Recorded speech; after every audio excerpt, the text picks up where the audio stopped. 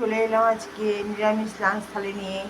তোমরা সবাই হয়তো ভাববে আজকে সানডে, আজকে কেন নিরামিষ, বিশেষ কারণের জন্য নিরামিষ খাচ্ছি আজকে। আজকাল পরশু 3 দিনেই পরপর নিরামিষ হবে, আবার গতকালও হয়ে গেছে নিরামিষ, শনিবার ছিল। তাহলে আজকে নিরামিষ থালিতে কী কী আছে চলো দেখিয়ে দিই। আছে ভাত, 14 শাক, আজকে আমাদের 14 শাক খেতে হয়, আর 14টা প্রদীপ জ্বালাতে হয় সন্ধ্যাবেলায়।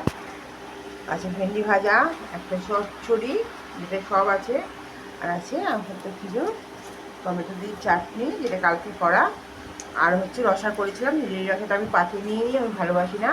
সেই রসার মধ্যে আছে কাঁচকলা, আলু, বেগুন, তারপর হচ্ছে বরবটি, সজনে ডাঁটা সব দিয়ে বড়ি দিয়ে করা। আমার ছেলে এবং বড়মশাই খুব ভালো খায়। শাক দিয়ে সব ভাত খাচ্ছ?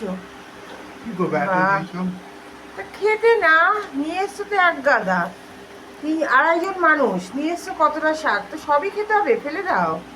শাক ফেলে দেবো? বাড়তি কি করবে, রেখে দাও পাশে। ঠিক আছে, এটা হচ্ছে আমার আজকে লাঞ্চের থালি, এই দিয়ে আমি খাবো।